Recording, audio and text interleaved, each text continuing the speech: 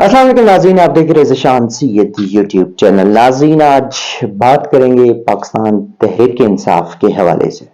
ویسے میرے دیکھنے والے کہتے ہوں گے کہ آج کیا صرف پی ٹی آئی یا وہ ہے، لیکن کیا کرے آپ، اس وقت جو موجودہ سیاسی جماعت ہے، جو متاثرہ جماعت ہے، وہ پاکستان تحریک انصاف ہی ہے۔ اس حوالے سے ہمیں ان کی آواز بلند کرنے کی ضرورت ہے اور ہم کرتے ہیں۔ اگر کوئی اور جماعت ہوتی تو شاید ہم تب بھی کرتے۔ تو سپریم کورٹ میں آج کیس ہوا، الیکشن کمیشن نے اپیل دائر کر دی ہے، اور کیس سمپل ہے، بہت سمپل۔ سمپل کیسے ہے؟ ایسے کہ بلہ کس کا ہوگا؟ عمران خان کا، جو 1996 میں اس کو ملا ہے، یا الیکشن کمیشن کا، جنہوں نے خود عمران کو دیا اور اب خود لینے کے چکر میں ہے۔ پشاور ہائی کورٹ 2 مرتبہ الیکشن کمیشن سے بلہ واپس لے کے پی ٹی آئی کو دے چکا ہے، لیکن اب سپریم کورٹ میں آج کیس کی سماعت ہوئی۔ چیف جسٹس قاضی فائز عیسیٰ، جسٹس محمد علی مظہر اور جسٹس مسرت ہلالی پر مشتمل 3 رکنی بینچ نے سماعت کی۔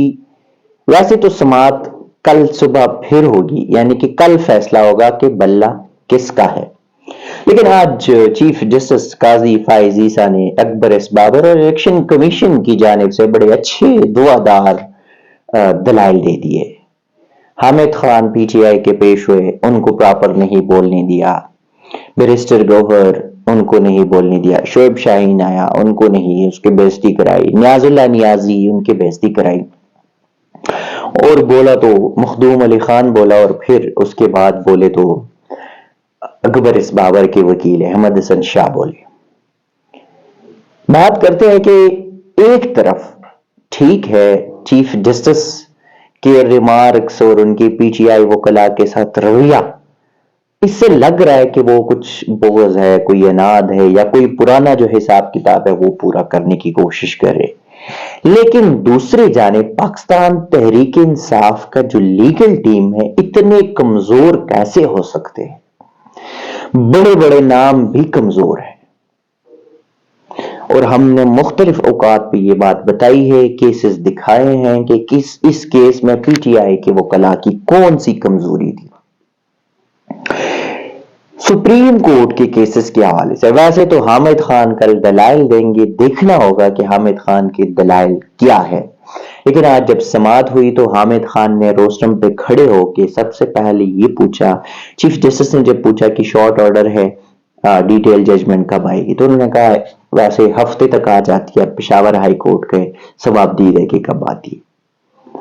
حامد خان نے کہا کہ الیکشن کمیشن ایک آئینی ادارہ ہے، ان کو سپریم کورٹ نہیں آنا چاہیے تھا، جس پہ قاضی فائز عیسیٰ نے کہا کہ کیا سپریم الیکشن کمیشن سرنڈر کرتا؟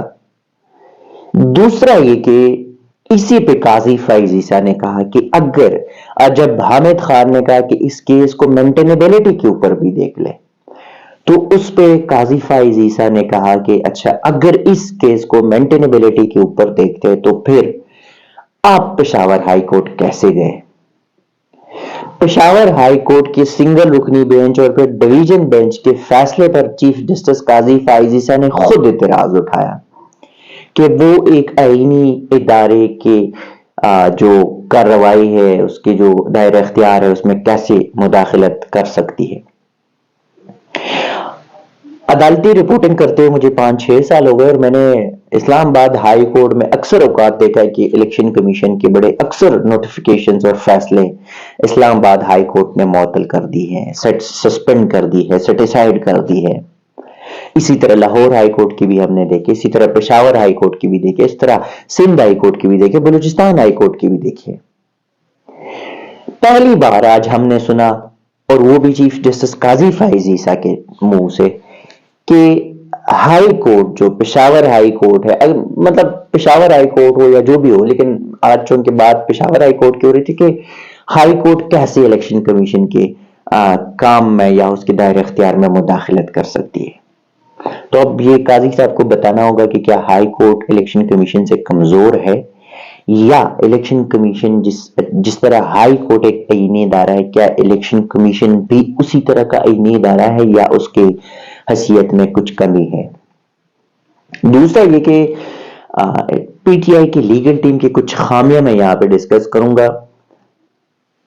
آئین پاکستان نہیں، آئین پی ٹی آئی، اس میں لکھا ہے کہ فیڈرل چیف الیکشن کمشنر انتخابات کرائیں گے، اور ہر 3 سال بعد یہ انتخابات لازمی ہوتے ہیں، اور اپریل کے فرسٹ سیکنڈ تھرڈ ویک میں یہ لازمی کرنا ہوتا ہے۔ 2017 میں پی ٹی آئی نے انتخابات کرائے، اس کے بعد کیے نہیں۔ دوسرا یہ کہ جو انتخابات الیکشن کمیشن نے ان کو جو ٹائم دے دی کہ اس دوران جلدی میں کر لے، جس میں بیرسٹر گوہر چیئرمین ہو گیا، تو اسی میں انتخابات تو ہو گئے لیکن صرف اسلام آباد میں، کئی اور پولنگ کا کوئی سین ہی نہیں ہوا۔ اچھا، جو چیف الیکشن کمشنر نے دستخط کیا نیاز اللہ خان نیازی نے، انہوں نے لکھا چیف الیکشن کمشنر، حالانکہ ان کی آئین میں فیڈرل الیکشن کمشنر لکھا ہوتا ہے۔ دوسرا یہ کہ خیبر پختونخوا، بلوچستان، سندھ، پنجاب، گلگت اور کشمیر 6 چیف الیکشن صوبائی الیکشن کمشنرز ہوتے ہیں۔ اس الیکشن میں کسی کا کوئی دستخط نہیں ہے ماں سوائے چیف الیکشن کمشنر کے۔ دوسری بات کہ یہاں پہ چیف جسٹس نے نیاز اللہ نیازی سے پوچھا کہ نیازی صاحب یہ کوئی عجیب اتفاق نہیں ہے بلا مقابلہ انتخاب کا؟ تو بلا مقابلہ انتخاب تو مریم نواز بھی ہوئی تھی، بلاول بھٹو بھی ہے، آصف علی زرداری بھی ہے، مریم نواز، نواز شریف، شہباز شریف، حمزہ شہبازی، تو سارے بلا مقابلہ ہی ہوتے ہیں۔ لیکن جسٹس مظہر علی جو ہے، انہوں نے ایک سوال پوچھا الیکشن کمیشن سے کہ کیا جتنے انڈیپتھ میں آپ پی ٹی آئی کے الیکشن میں، پی ٹی آئی کے آئین میں جا رہے، کیا آپ باقی جماعتوں کو یکساں اپورچونٹی دے رہے، اتنا ہی انڈیپتھ میں وہاں بھی جا رہے؟ تو اس پہ الیکشن کمیشن کی ایک اور بار سپریم کورٹ کے ساتھ غلط بیانی یہ تھی کہ انہوں نے کہا ہاں جی ہم اتنا ہی جاتے ہیں، حالانکہ ابھی کچھ مہینے پہلے کی بات ہے، چلو 2023 کی بات ہے کہ جب مریم نواز منتخب ہوئی تو وہ بلا مقابلہ تھی، جب احسن اقبال سیکرٹری جنرل منتخب ہوئے تو بلا مقابلہ تھے۔ یہ سارا کچھ جو ہے اس پہ کوئی مسئلہ نہیں ہے۔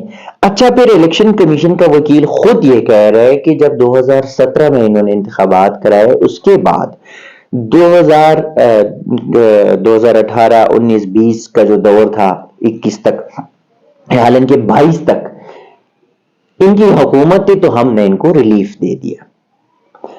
بھائی جان، آپ کیسے آئینی ادارہ ہے؟ جب آپ کسی کی حکومت ہو تو آپ ریلیف دیں گے، اگر کسی کی حکومت نہیں تو آپ رگڑا دیں گے، اور رگڑا بھی پھر ایسے دیں گے۔ بہرحال چیف جسٹس قاضی فائز عیسیٰ کے آج کے آرگومنٹس اور اس کے الیکشن کمیشن کی جانب سے جو سپورٹ کا معاملہ تھا، اس سے بظاہر یہ لگ رہا ہے کہ بلہ خطرے میں۔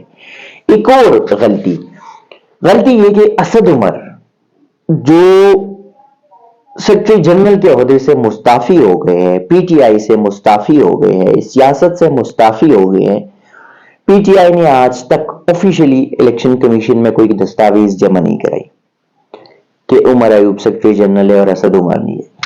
دوسرا یہ کہ اکبر ایس بابر کو 2018 میں پارٹی سے نکالا گیا، لیکن کوئی آفیشل دستاویز نہیں ہے۔ آپ نے بندے کو نکالا، وہ آپ کے پیچھے پڑا ہے، وہ آپ کے خلاف ہر جگہ جاتا ہے، اور آپ کے پاس دستاویزات کوئی نہیں ہے۔ لیکن آج یہ کچھ سوالات تھے جس میں سپریم کورٹ نے جوابات حامد خان سے مانگ لیے، یہ دستاویزات مانگے، کل دیکھنا ہوگا کہ حامد خان کیا کرتے ہیں۔ لیکن ساتھ ہی 4 ساڑھے 4 گھنٹے کے دلائل کے بعد چیف جسٹس نے رجسٹرار سپریم کورٹ کو کہا کہ پشاور ہائی کورٹ رابطہ کرے، وہاں سے پتہ کرے کہ تفصیلی فیصلہ جو ہے، جو ڈیٹیل ججمنٹ ہے، وہ کب تک آئے گی۔ اب کیس کی جو سماعت ہوگی وہ کل 10 بجے ہوگی۔ اس کیس کا جو بھی اپڈیٹ ہوگا ہم کل آپ کے ساتھ شیئر کریں گے۔ تب تک کے لیے دیجیے گا اجازت، اللہ حافظ۔